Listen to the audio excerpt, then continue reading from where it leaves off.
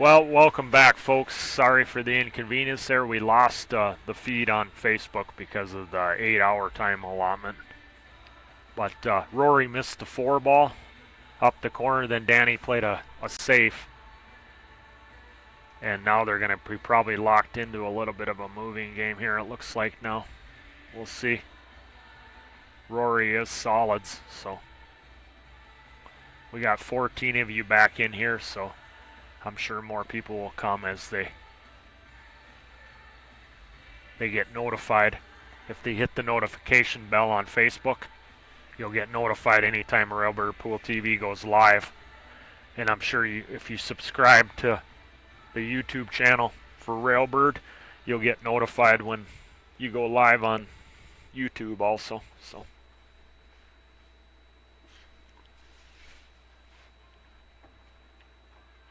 But yeah, welcome back, folks. I see it jumped up to 60-some. We had to reboot the feed for the Facebook going down.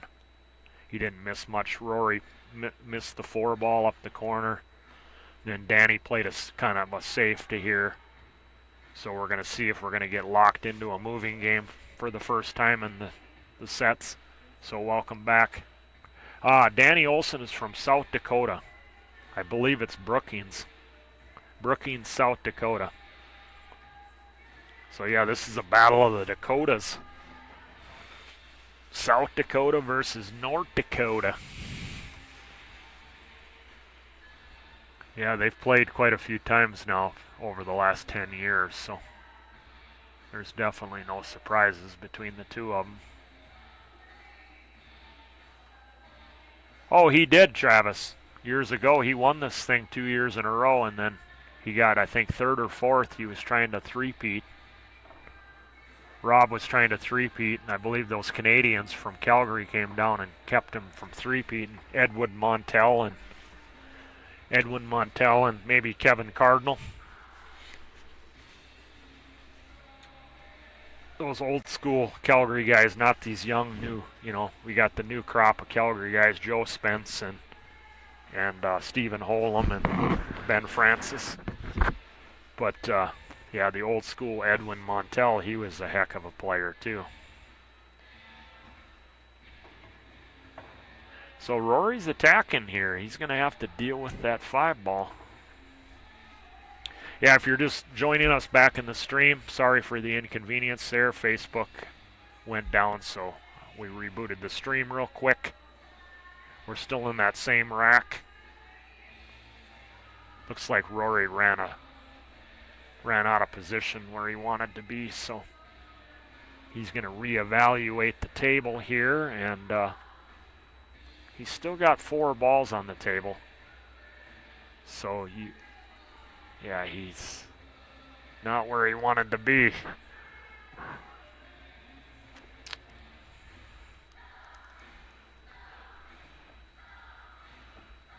Oh, it's a great event, Travis.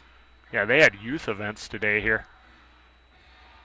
Junior divisions for the children. They got ladies events, men's opens. They got second chance tournaments, warm-up tournaments. This event center stays open like all night long, I believe, if I'm not mistaken.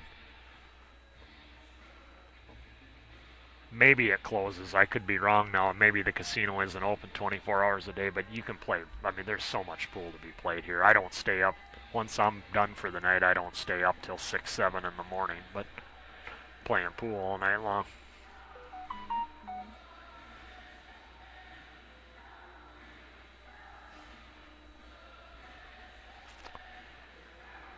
Well, Rory punted there, put Danny in didn't hook him, but he put him in a low percentage attacking shot offensively.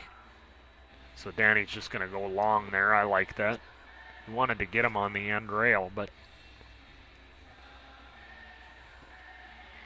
he muddied up that 3 pretty good. The 5 is still protected. The 7 doesn't do Rory a whole lot. I mean, unless he's going to develop the 5, you don't want to really shoot the 7. You don't want to shoot either one of those open balls unless you're going to get some high value doing something with your trouble. Otherwise, there's really no point to playing, to just shooting them in an open pocket, because you're just removing them off there with no way to get out, giving the total advantage to your opponent. And that's what you see at advanced, master, expert way of thinking.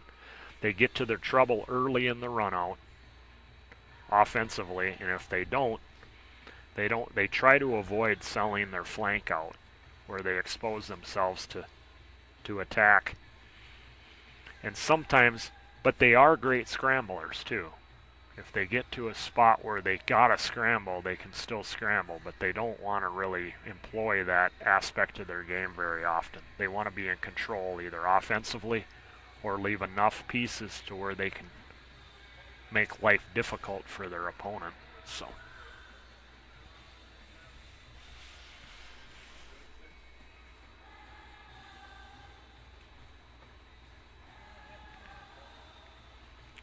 Rory's looking where he wants to move here. Which ball do you want to protect here? You got to look at which ball do you not want him to see. Now, obviously, you don't want him to see that stripe by the side that breaks out this little cluster down here. You don't want him to see that angle in that shot for sure. I think it's the 14 there that goes in the side there.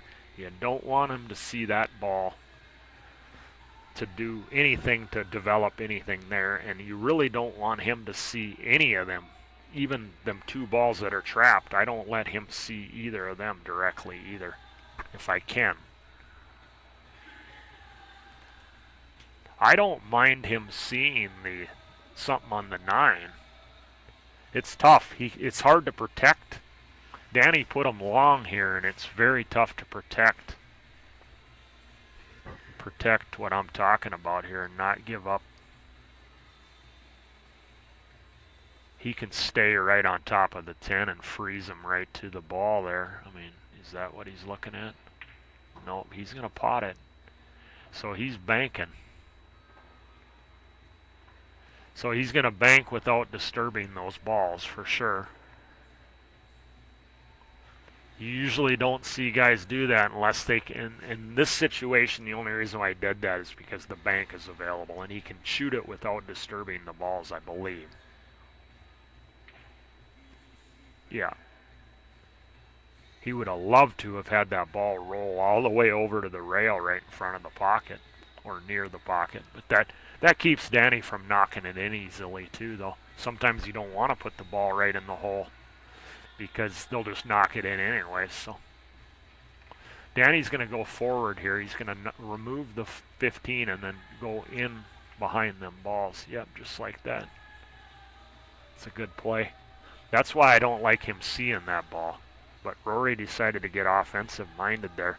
If he makes the bank, he's on the 1. And he was trying to get position for the 1 so that he could break the 5 out. That's what his thought process was there. But now he got himself trapped because of the decision he made. But if he would have executed what he wanted to do, it would have been a great out. And it was a controlled out, too. It wasn't a complete scramble job where he was just flying away at balls. He makes that bank, leaves an angle on the 1. He can go into the 5. He needs to come up with a shot on the 5. That would have been the chance part of it. Did he allow Danny to do what he just did, or can the 11 go all the way up? Danny's got to deal with the 9 ball, though. This is a big game. This is on Danny's break right here. Danny came up dry. If you're back on the stream, I appreciate you coming back in. We lost Facebook, so we had to reboot up. They're still in that same rack. Danny did break in this rack, so this is a huge game for both of them because it's gonna. One of these players is going to have the initiative moving forward at a 3-2 lead, and it's more beneficial for Rory at this point. I think it would be better for his mind, you know, to take the 3-2 lead and break Danny's break, win on his break for the mental aspect of it. Looks like the 11 passes. I mean, I don't foresee him cutting the 10 on the side unless he could come right at his trouble. The 10 is too thin, I believe, in the side, so he won't shoot that. Is he going to play safe and behind the balls there? Nope, he's going for it. It did clear. Didn't control the cue ball very well there, though.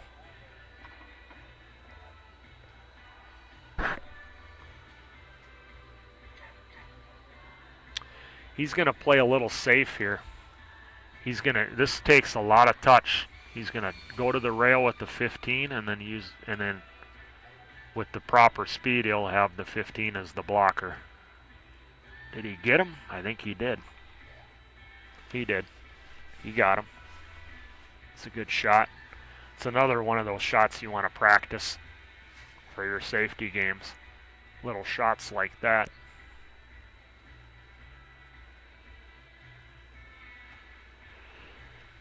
He got Rory in a tough spot now. But I'm kicking at the 1 or the 1 ball probably here. Or, excuse me, the 3.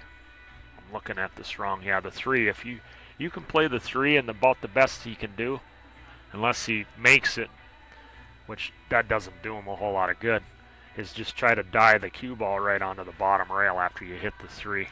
That's about the best I think he can do out of this shot, other than somehow miraculously making the 3 and obtaining some kind of, and playing the bank on the 5, you know. And then, of course, running out after the 1 ball. But, yeah, I like playing this with control, total control. I kind of like these personally myself. These, I mean,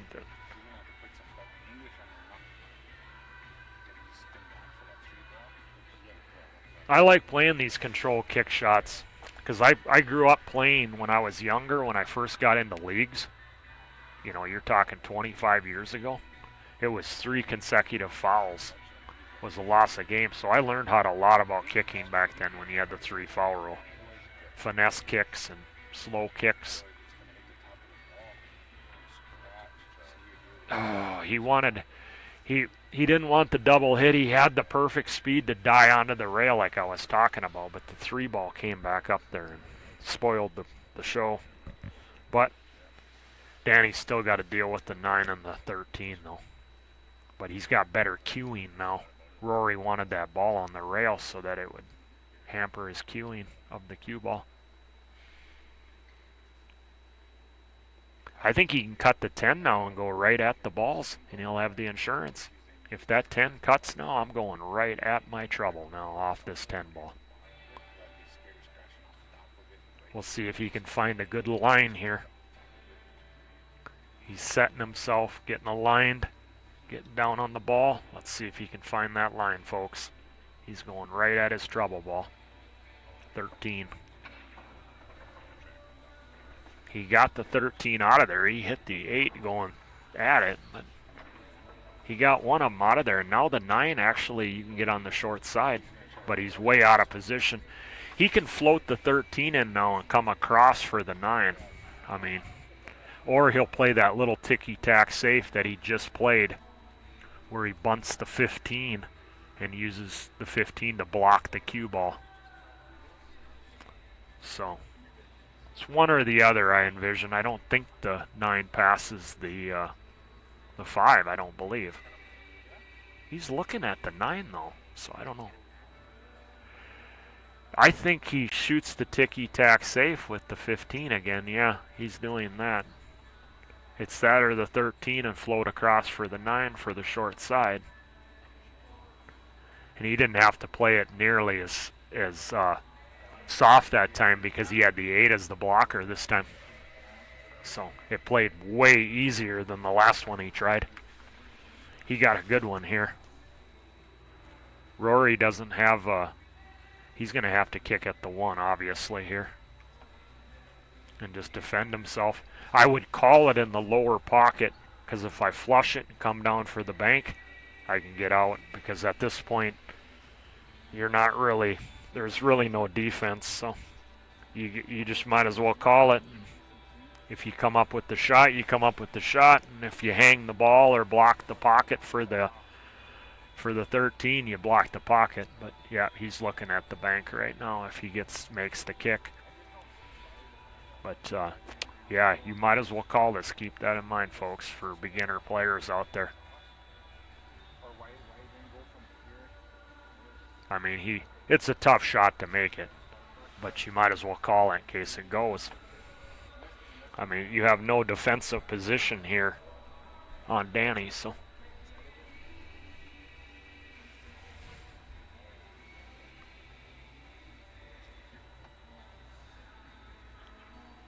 It's a small ball. Anytime that ball is out, your object ball is more in the middle of the table, ways away from the rail. It becomes a really small ball.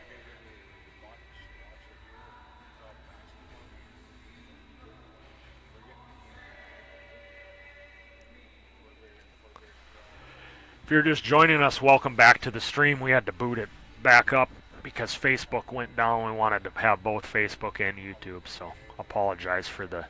I think it took me about a minute for the thing to boot back up.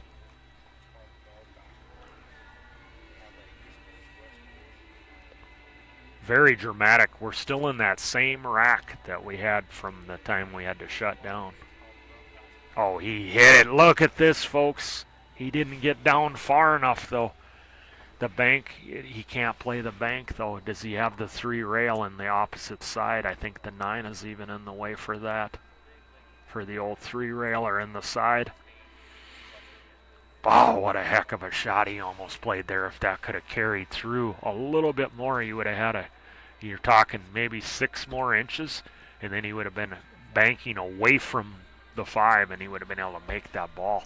But just to even make that kick, I can't tell if he can kick soft and kick behind it and try to weld him right on the 5.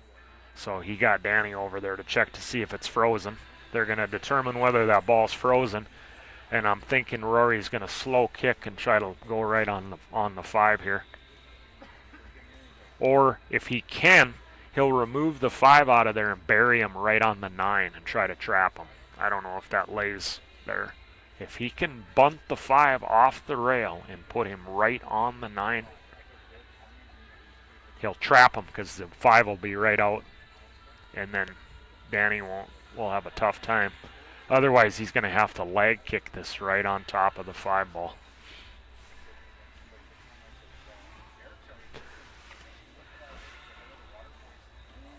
This, either way, is going to take touch. Yes, this is the finals. The finals, second set. Yep, second set. Rory had the driver's seat. This is the grand finale at the 33rd annual Four Bears Classic. We crowned a champion in the women's division earlier. If you were not tuned in at that point, Tasha Thomas from South Dakota swept both the 9-ball and the 8-ball divisions here at the Four Bears Classic this year. So she's probably enjoying her ride home right now, I would imagine. That would be a sweet ride. Especially when you got to travel like a couple hours away, or multiple hours away when the ride is so much sweeter when you're the champion. Let's see if he can leg kick this. Yeah, it doesn't appear that he can trap him by removing the 5 slightly to where it goes and then putting him on the 9. So is he calling something here, or is he going to get... I can't imagine that he's going to take a flyer at this. I think you just got to leg kick it and see what happens. I mean, you're going to be safety. The problem is he can't protect the 13, and Danny can just go up table and play an easy safe right back. Unless you get it married right to the ball, you might be able to cut off the 13, but it would have to land literally right, like locked to the 5. Because otherwise he'll be able to hit the edge of the 13 and go around like 3 rails and out of there. But I don't see any possibility of taking a flyer at this and making it anywhere. So I don't like to do that. I think you're going to leg kick it. I mean, is he going to remove it? Does it remove? And can he trap him? Yeah. Okay, he's playing safe that way, and it didn't work.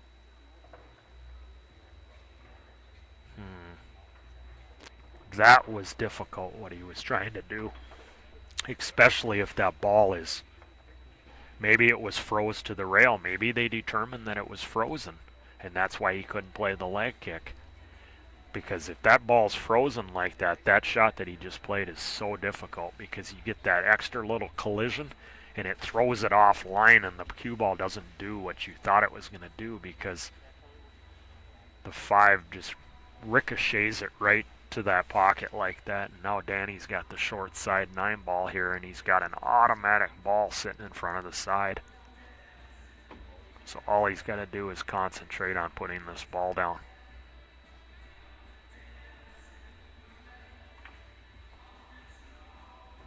Did he hook himself on that side shot? Yeah. He's got shots. He's got the 13. He's got the other stripe and the 15 in the corner. Yeah. Most likely he's going to come out 2 rails. Side rail, side rail. He could go forward 3 rails, but I think he's going to go side rail, side rail. Yeah, just like that. Come up a little short. And what I mean by short is his cueing now. His bridge hand. He would love to have been a little bit further over. I think he's going to manage this, but now he's just got awkward bridging.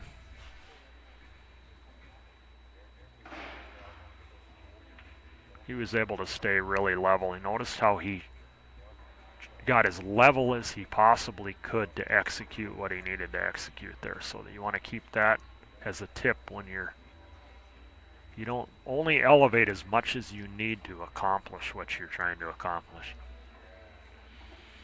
And after that marathon rack, that was on Danny's break, so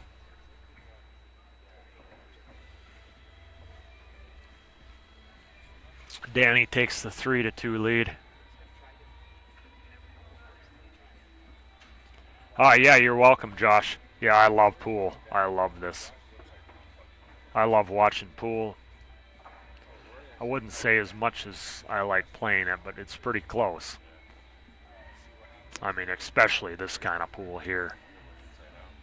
You know, when you're watching master experts. I mean, like I think Rory is dropped out of the top 100, but Danny was 28th. Corey, I think, was 13th on the U.S. list. Rory has recently dropped out of the top 100, but he's still easily in the top 1% worldwide. In the entire world, he's probably in the top 1% of all pool players on the planet. So, I mean, it's cut break time here. Let's see what happens with the cue ball. Good cue ball. It came back through the rack, square, and it got kicked back over along the rail, and he came up dry. That's going to be extremely painful, and he knows it. No 2 balls are touching the 8s. Very accessible. He's got openers on both groups.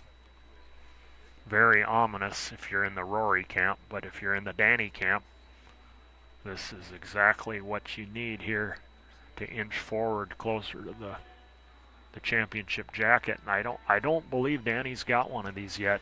I don't believe he's got a coat from winning the 8 ball, but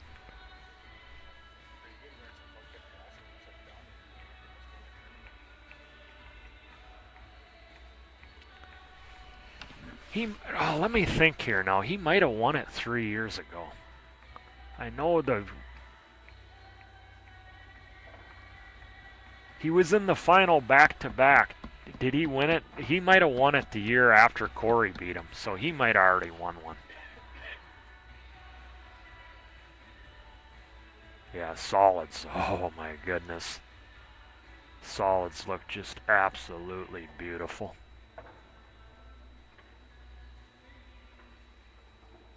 Especially after that game you just played.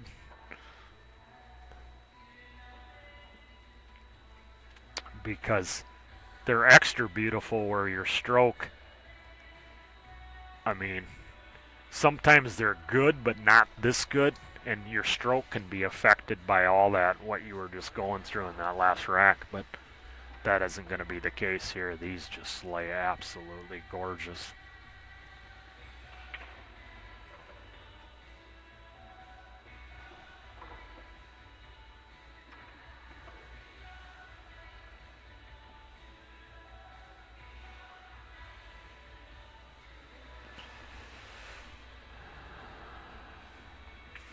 Okay, Tasha, yes, you are from Calgary. What am I thinking? I knew that before. My apologies, ma'am. But yes, congratulations on your 2 titles this weekend. Yes, that's right. You're with Glenn, and I was like, he was trying to win the 9-ball, and that was the big discussion, that you had won the 9-ball, and then he was sitting on the table right next to you, and he was going to try to beat Corey for the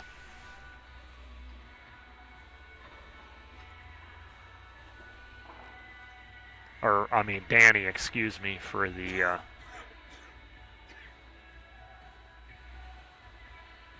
for the 9-ball crown.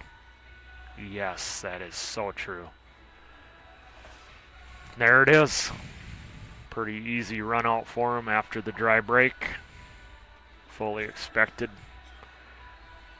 And he takes a 4-2 lead with the break, so we're getting to the end of this match now, and he's in a pretty good position right now.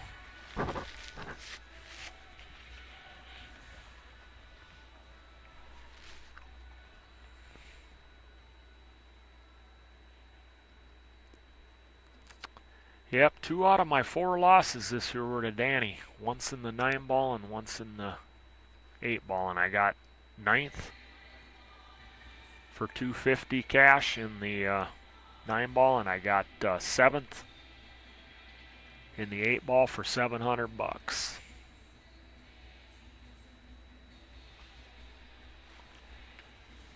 All in all, I felt I played pretty well. I was cueing the ball really good for my standards. So, and losing to Danny twice. I mean, out of my 4 losses, 2 of them were to Danny Olson. So, I've beaten him once in my life. That was at Gastropub back in 15. I beat him 5-3. I think there was maybe 91 players.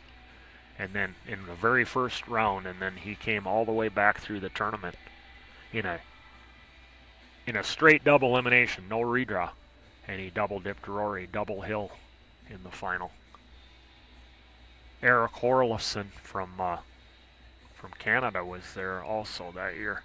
He won the big table event 10-ball that year, and I think he ended up 3rd in the 8-ball bar box.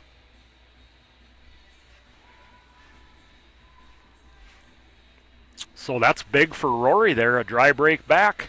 It's slaying pretty good. The 8-ball there is blocked by the 4. He's got starters on both groups. I mean, it's not as gorgeous as the dry break he gave Danny, but at this point you can't be, you got to be happy that Danny just dry broke. Down 4-2 in a race to 6. See what group he takes here. That 13 is a really good key ball if he takes stripes.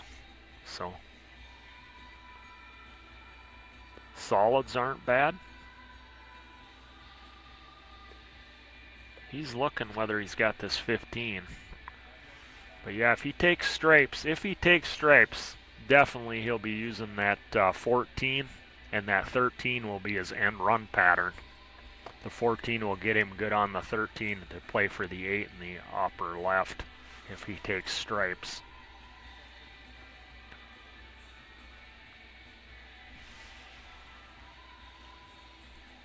So he got the 11 there.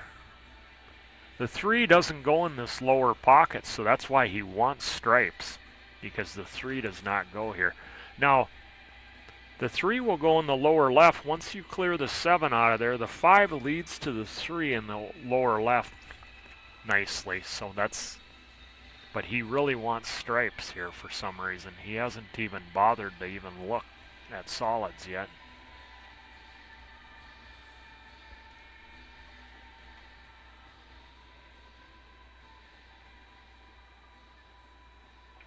The 8 maybe passes the 4. It might go by the 4. Maybe I'm seeing that wrong. It might have a room to go by the 4.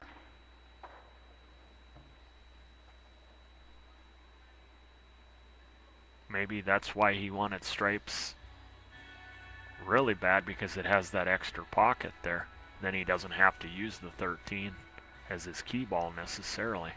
He could use the 14 or the 12 as his key ball then. We're going to find out here. It's close. He's got angle on the 9 here, so that gives him options to navigate a couple different ways. He's going to shoot the 10 right now. I kind of like doing that. I do that a lot too, because he's going to have the 9 right afterwards. And the 10 is much tougher to get on if you don't shoot it right there anyway. So you could stop the 10 and get exactly on the 9, where if you play the 9, you got to get back on the 10. So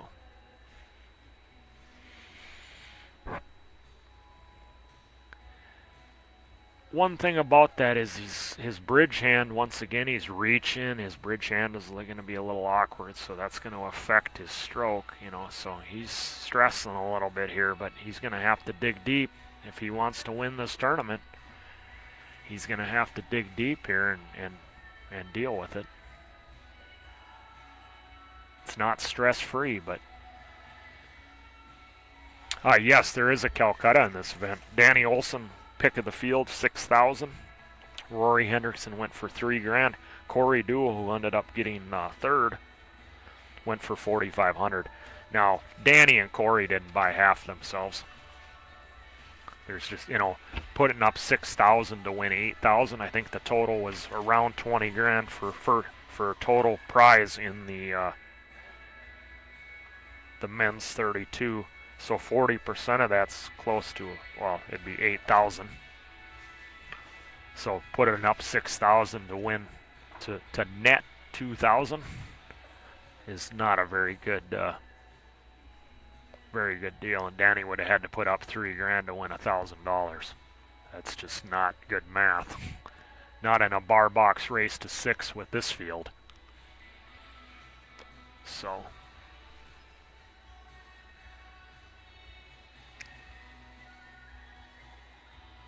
the guy that bought him is over there to the left, and then the guy that bought Rory is to the left of me, maybe about 10 feet. I think Rory probably took half himself, especially with Danny going for 6,000. Nice bank shot. Beautiful bank shot. He got to that end pattern that I was talking about, but he got a little bit thin on the 14.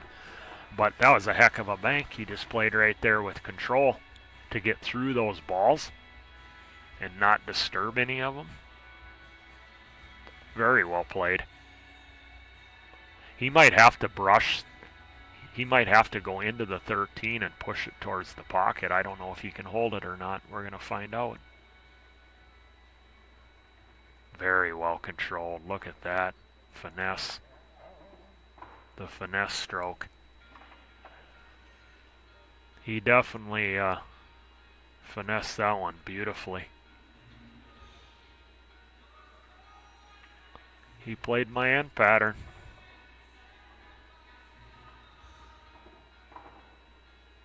That was a master expert out right there that he just played.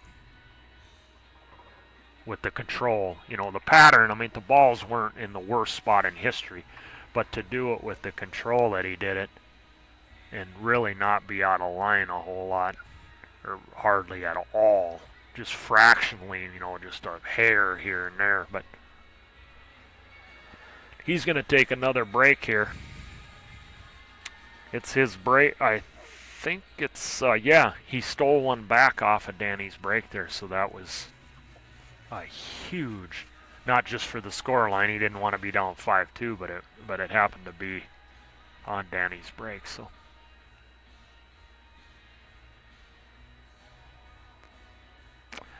Tim Gutschmidt Howdy there, sir. Another one of our Buffalo City Tournament Association guys. He's the guy with the dog, the mascot of the tournament. What's your dog's name again, Tim? I really like your dog. Your dog is so calm and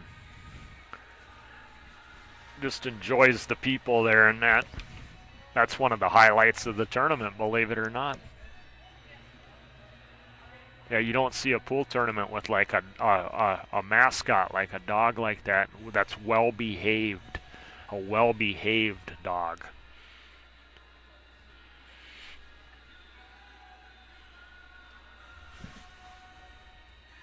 Well, of course, that's the one shot. You are correct. That's the one recovery shot, but that was a heck of a recovery shot he played. So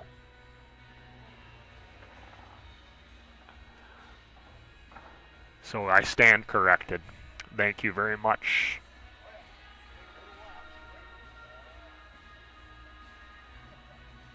Gooch's Pooch. Hershey is Tim's dog. Yes, that's what the Hershey. Yes. Yeah. He brought him to state. He brought Hershey to state one year too. I remember at the Ramcote.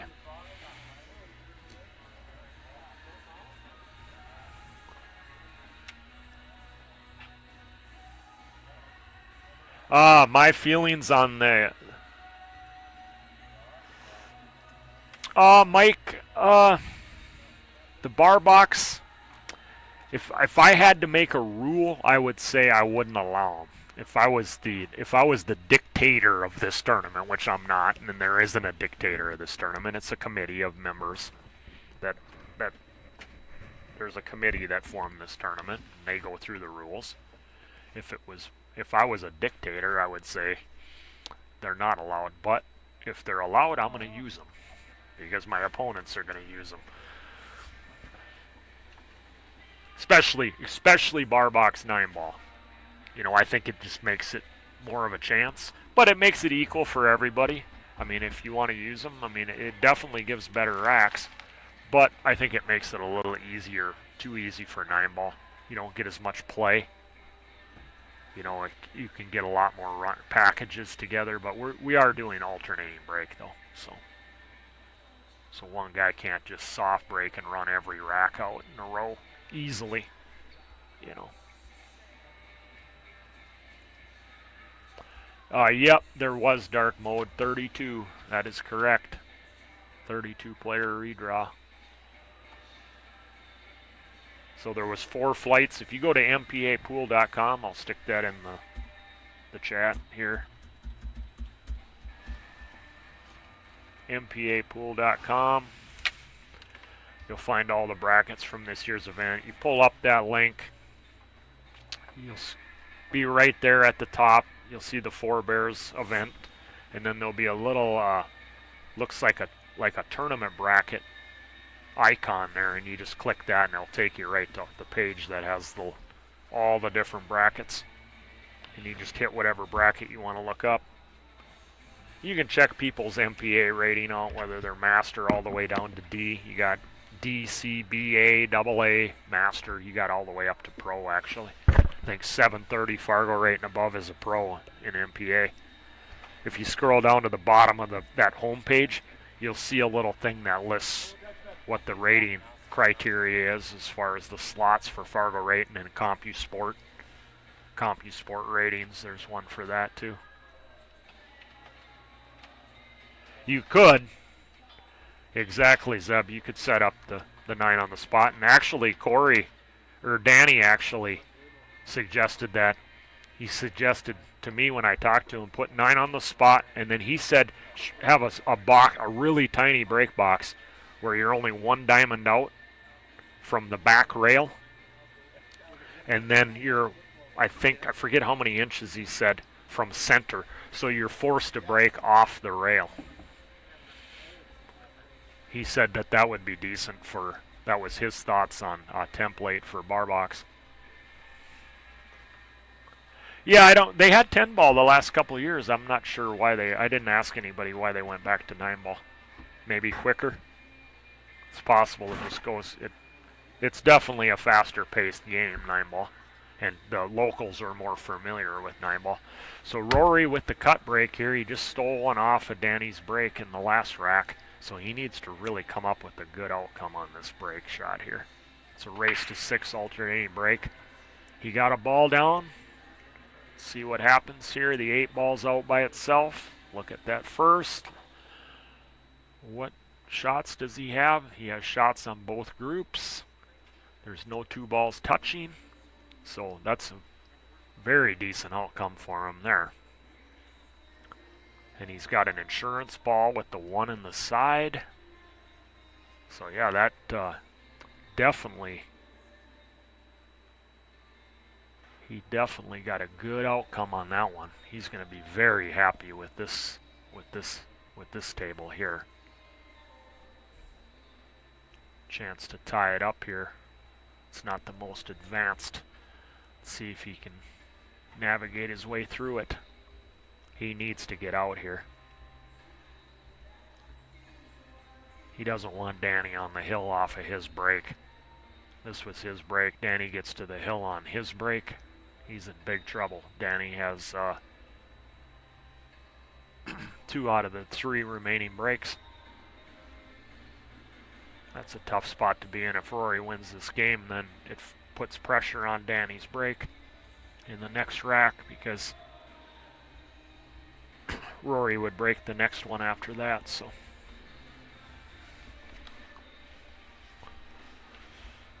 well, I wouldn't bet against him being out there. Core master. I wouldn't bet against him. He's got to dig deep. Keep that intensity up, that focus. Keep those fundamentals solid. Because, as you know, anybody that plays this game, I mean, if you lose focus for one little fraction of a second, or if you don't take the discipline to correctly align on the shot and get down on the ball the same way every time, you can make a simple mistake out of nowhere.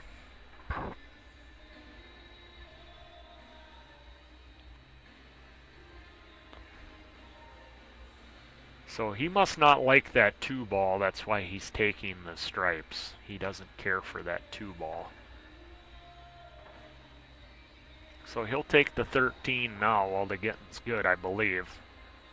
He could take the 12 also, but I really think he'll take the 13, and then he'll get on the 9. But he's also got to get up for the 15, and he's also got to get on this 10 on the short rail.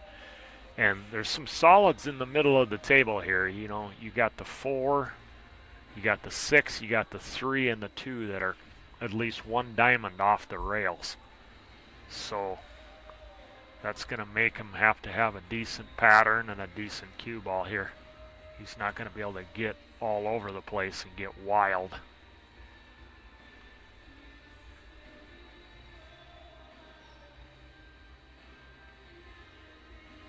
See what he chooses to do. I mean, he's going to take the 13 or the 12. I mean, that's pretty obvious, I believe. I like getting on the 13. Shoot the 13 now. I mean, you're already on it. You're going to have to get back on it eventually, so why not just get it out of there now?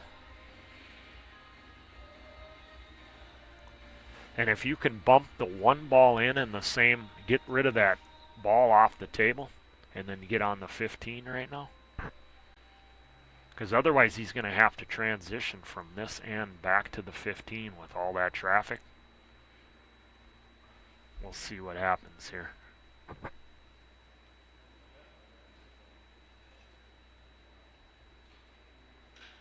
Which is very doable. If you get on the 10 really good, you can go to the right-hand part of the table and go down by the right of the 6, probably using the extra rail, the extra long rail, and to get you onto the 15 at the end.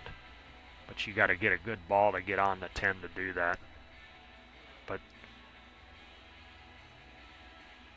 He wants that 12 or something. I don't know what he's looking at here. He's really torn between whether he's going to shoot the 13 or the 12. I'm shooting the 13 all day long.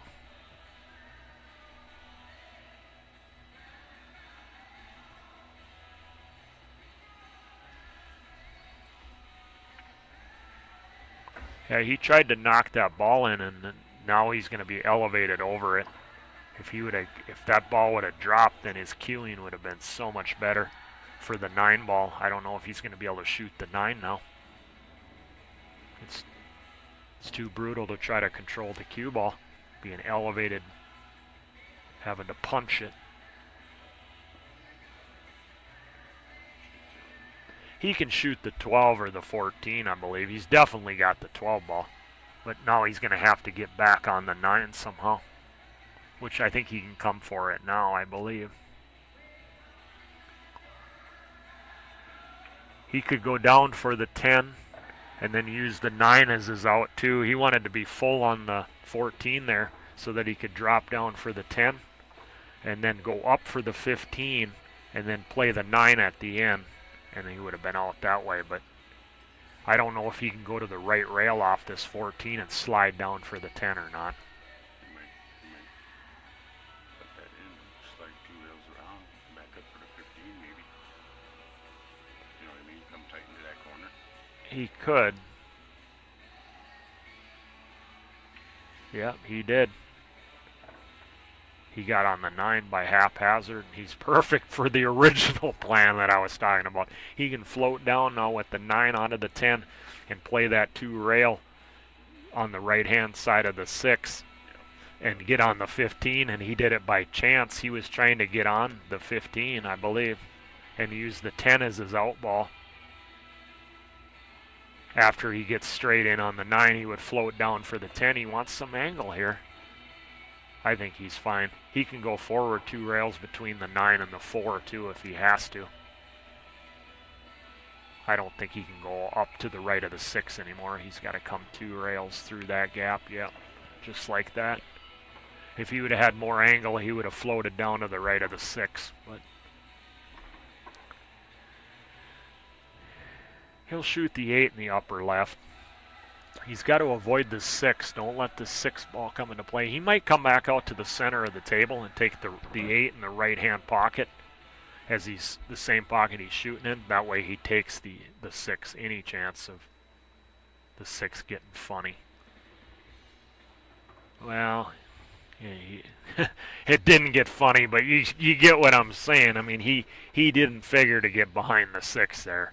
Otherwise, he wouldn't have shot it like that. But just, you know what I'm saying? He could have got behind that 6, but he hit it perfect. And he gets out of it. We got a 4-4 score, so he applies the pressure. He was down 4-2, and with Danny's dry break in the last rack, he got out of that one with that great recovery shot on that bank shot. And this one here, he finally got a complete result off the break. That's the first time, I think, in either set he's gotten a complete result on the break. A good cue ball. 8 balls open, no 2 balls are touching. He's got great options on both groups to start with. So a very complete break shot that time.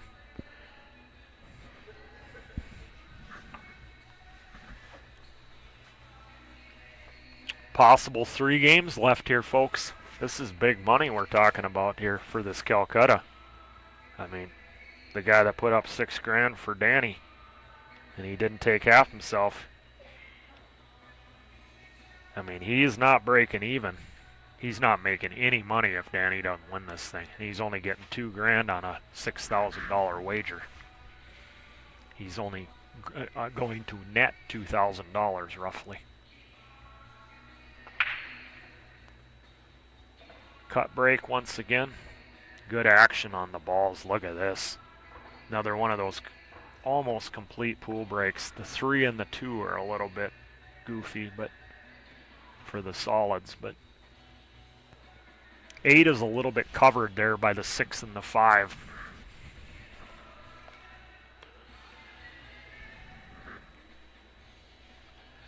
If he can shoot the 7 right now and develop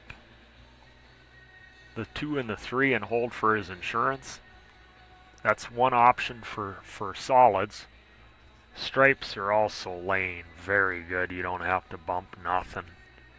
You just got to get a good key ball for the 8 because of the 5 and the 6 and the 7 and the 3 are the solids have it a little bit boxed in, so you definitely want to look for a good key ball here and have a good angle on it. So your setup ball to your key ball, the ball before the key ball, has to be good too, so you can get real easy position on that key ball with the proper angle. He played for a combination there. Wow. Shouldn't pose any problems. He's got the 14 sitting over the side right now, so he can let his stroke out. Confidently pot that 13. Because he has a slight angle here on the 9.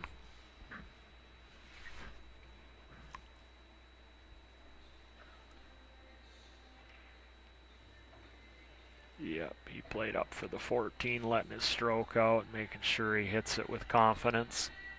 Not trying to baby it, just float it in. Allowed him to let his stroke out. So now what's his key ball going to be, folks? Looks like the 9 ball is going to be his key ball. The 11 could be too, but it's definitely the 9 or the 11.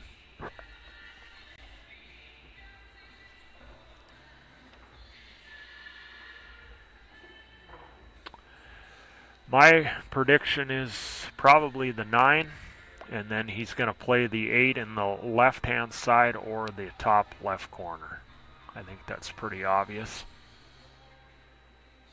It just depends on how he gets on this 11. Let's see. Looks like he can float forward. He wants to maintain a healthy angle here. There you go. That's a healthy angle. Now he can pull it back to where he's standing and come off that second rail and be right into the line of the 8 ball on the side. So he's playing line position, and it's allowing him to come into the wide area of the zone so his speed doesn't have to be as precise. So not only is he playing good zone position, he's playing good line position. He didn't quite come off the second rail at it, but he came through the wide area of the zone. He doesn't mind being on the rail here because he's not crossing the path in the narrow part of the zone.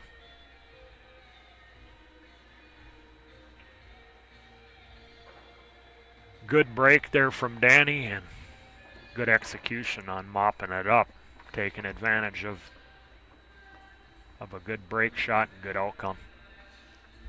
Let's see if Rory can match him here and come down to the final rack.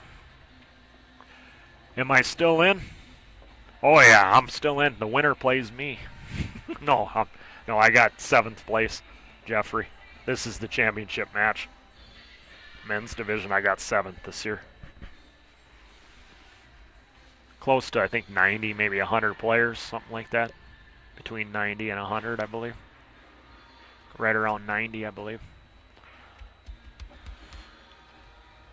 9th in the 9 ball. Cashed in both of them, so. Let's see what kind of results he gets. See how he hits this cue ball. See if he gets good contact.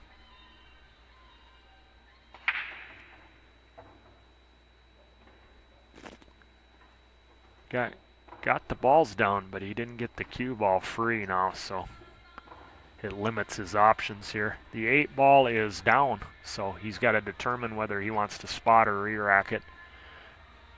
He's going to have to spot it. I don't think he's going to take any chance of dry breaking. Yeah, at expert level master, advanced expert master, there's a 1 in a million frickin' table that you might re-rack the balls with the option. They're going to take no chance at dry breaking or scratching. He'll take this with where the cue ball's at over scratching or dry breaking. So you just got to deal with what you're dealt with. The cue ball just kind of got stuck there when it went back through there, so I don't know. That was weird. It didn't plow through the balls. Yep. 8 ball goes in the lower right. I think it might go in the lower left too. Definitely goes in the upper left. Maybe goes in the side. On the left hand side, it goes in the right hand side. So I think the only pocket technically it won't go in right now straight in is the upper right. Opening shots. Let's see. He's got an opener on the 4, maybe in the right hand side. Can't tell if he's froze to that stripe or not. He's got that stripe elevated in the side. He's got the 5 up the corner. This is tough, but it's brutal when you got to spot an 8 ball because you know that you can't risk re-breaking and coming up dry or scratching. So, and you're left with this, but he can defend himself, maybe come up with something from there. Can he edge that stripe there and try to go in behind the 13? I think it's the 14 right there. Can he feather that ball on the edge of it and try to put him on the 13 or at least get in behind those balls to where Danny doesn't have a good opener, to where he can't do anything offensively aggressive? If he's got the 4, he's definitely going to shoot the 4. And then he's just got to figure the 7 out, which he's got the 5 sitting right there. That can deal with the 5. Then he's got to figure out the 6. Which once the 3 ball is gone, the 6 will go in the upper right. Otherwise he's going to have to move that ball somehow.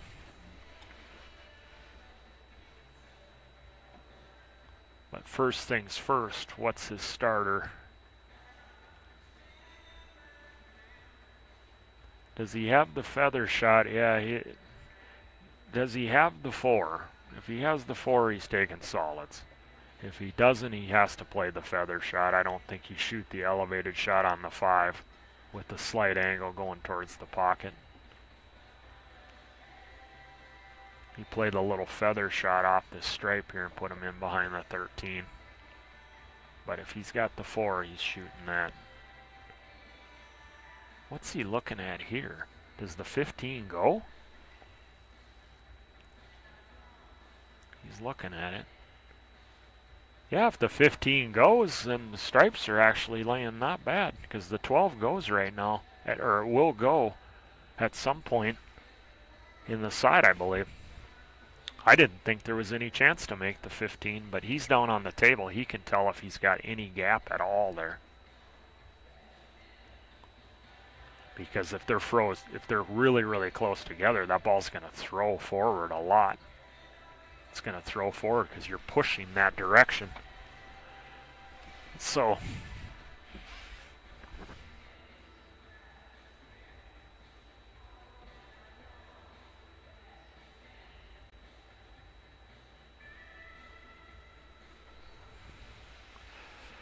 if you're just joining us, welcome to Railbird Pool TV here on Facebook and YouTube. I'm Ryan Johnson. You tune in at a really opportunistic time. We're in the final of the men's 32 redraw here at the 33rd annual Four Bears Classic, and it's in the second set. Rory Hendrickson's at the table. He had the driver's seat. Danny beat him 6-1 in the first set, and they're 5-4 in the second set. So he has the 4, so he had that all along then. Was he trying to develop the 6 there? I think he was trying to tickle the ball maybe, or get on the 3 there to clear it out for the 6. If he shoots the 3 now, I would suspect that he'll play for the angle to on the 5 to nudge the 7 to have the insurance on the 1. We'll see here. That's my, yeah, he's shooting the 3. He'll come down for the 5 now and then try to develop the 7 while he has insurance on the. See how he played the wide area there and he overhit it? He played the reverse English there, but he overhit it because he wanted to be in the wide area to make sure that he had the angle. Because you come over to the left more, your speed has to be so much better to maintain that angle that he wanted. But I think he might have overhit this though. No, he's got it. Wow. Does he have it? He got down on it, so yep, he did have it.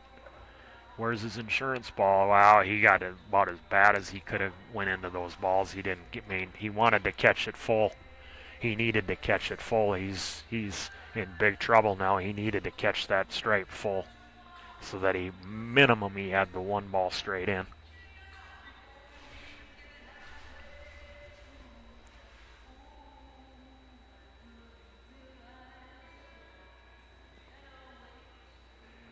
Does he have the bank on the 7 in the upper right? I mean, really, realistically, that might be all he's got. He's got the jump on the 1. Or the bank. Does the 7 bank by that stripe in the upper right? I mean, I'm just looking for any kind of shot to something.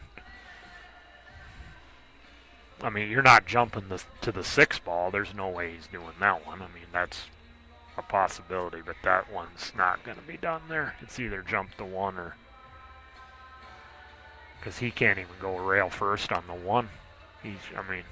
And if you jump the 1, you got to almost land right on top of it. Good luck keeping that on the table. He's looking rail first. He's looking if that's even a possibility. That point is so close. The pocket and that point is so close to the natural line.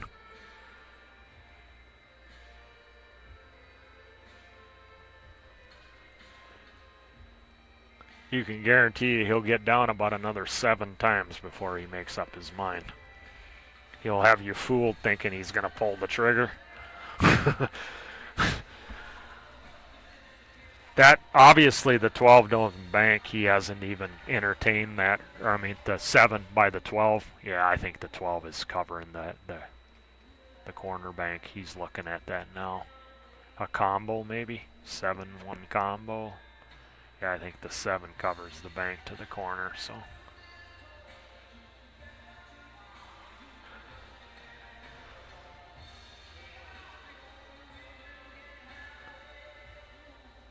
Or does it go? Does it go to the side? I think if you cross over it, there's no way to do it. He's at that weird angle right now where you can't cross it to the side. Because if you go across it, there's just no way. I don't think you can throw that in even with inside spin and hitting the light. It's close, maybe.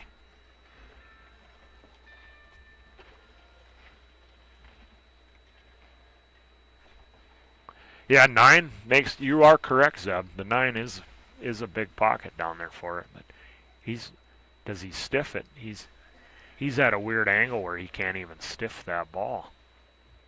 But the cross is, I don't think the cross is there. It's very close. I just don't, I think you're catching it too thin to get the cue ball out of the way. And then there's just no way you can throw it with the reverse English back towards the hole. There's just no way. But yeah, I think you're rail first, Zeb. Big pocket shot. He's pulling out the jump cue. He's gonna, I mean, he's almost forced to do it. It's a tough one to keep the cue on the table, but at this point, you don't really have any choice. You're better losing this way than doing something that's not even possible. At least this is possible. Anything else is just a pipe dream. Because the rail first is just not there. I mean, he looked at it. The side pocket's right in the way.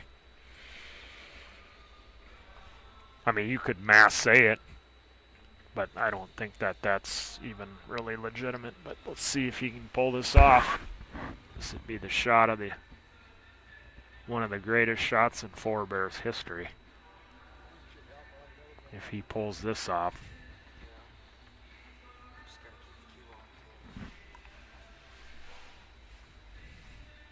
He's got to land right on top of this ball, I believe. I think that's his only way that he can keep it on the table. Now he's back to looking at something else here. I mean, if there's a carom this off the 7 going into the 1, and then you have a big pocket with the 9.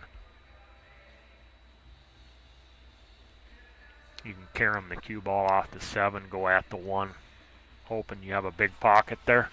That is a possibility. That might be even better than going for the jump. because the jump you got to land right on top of the ball. You have no chance to hit the bed of the table first and keep that ball on the table, in my opinion.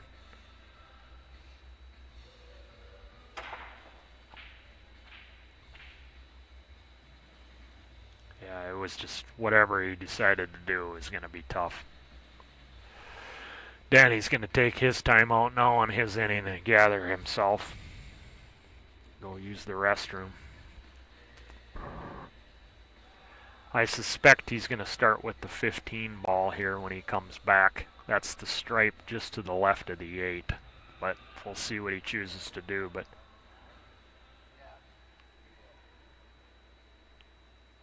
he could also start with, I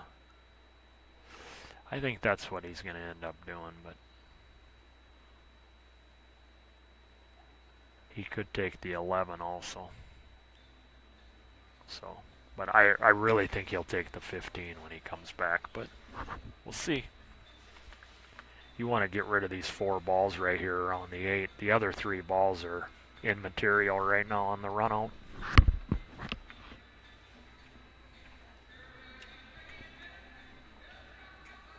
.14 also goes in the lower right with ball in hand right now. Nope, this is the final, Jason.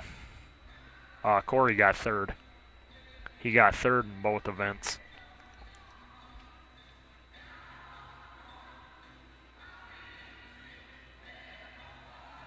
I think he got, or did he win the 9 ball? Oh, my mind isn't working. Let me look it up here. I don't want to be wrong. Can't remember if Danny or Corey won the 9 ball. Because Rick Glenn played yeah, I think Rick Glenn played a flawless set against Corey Duell in the 3rd place to get back to the final. Yep.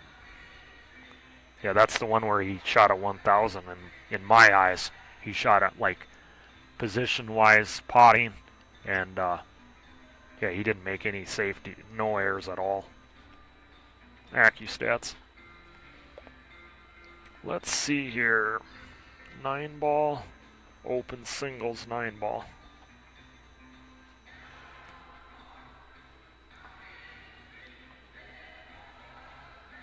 Yep, Danny ended up, so Danny took the seat over Corey in the 9 ball. And then Rick Glenn played that unbelievable set in the 3rd place match to take Corey out. So Corey ended up 3rd in both of them.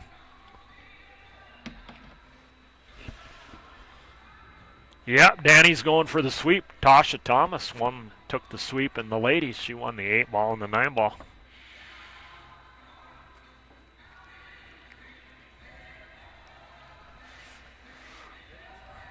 Oh, yeah, you're welcome there, Jason.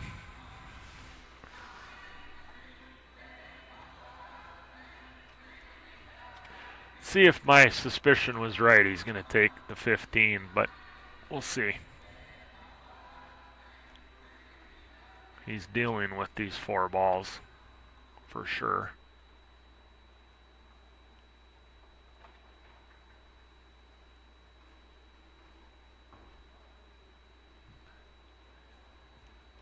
He's just checking all his options out. And he's going to take the 15 and slide over for the 14. Yeah.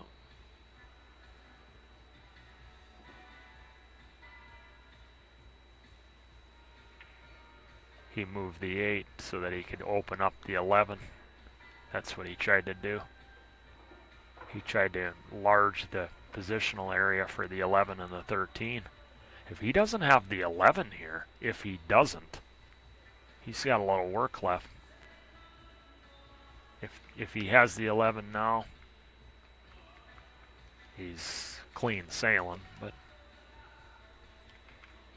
because he would be wrong angled on the 14, so he's getting down like he has it, but it looks like it's tight.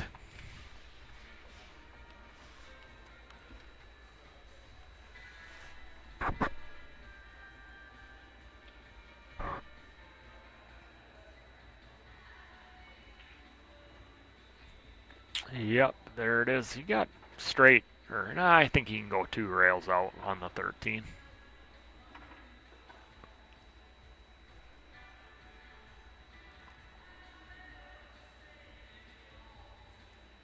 A little elevated over the 7.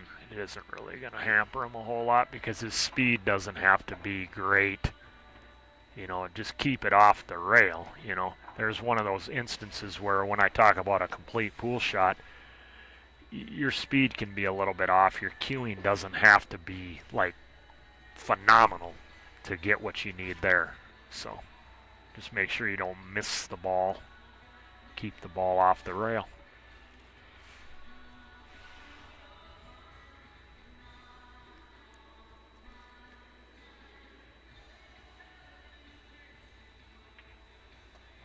Coming 2 rails across for that stripe there. Oh, he came up a little short here. He's got the back cut. He can go over to the left rail and back out for the 9. He could take the 9 first right now, but he's not going to. He's going to shoot that stripe and go over by the 1 and back out. Try to get as full as he can on the 9 ball. He might go forward too to the high side of the 1. Yeah, just like that. He had that angle too. It's a good shot, and this is curtains here, folks, in a matter of 3 shots.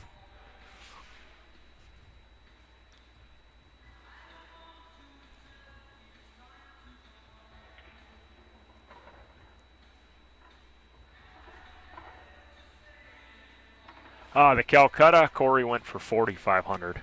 He didn't take half himself.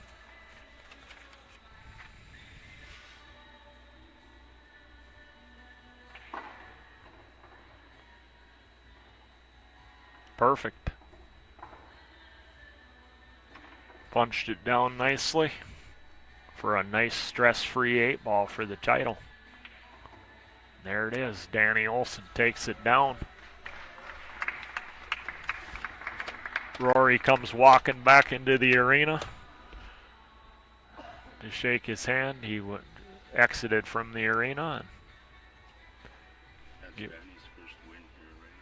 I think so, yeah. Yeah, I was just told that's Danny's first 8-ball division here. I think he's finished second twice in the couple thirds and some seconds, but that's his first championship match win here in the 8-ball division. He won the 9-ball, so he won both of them this weekend. And yeah, you're welcome there, Pam. You're welcome.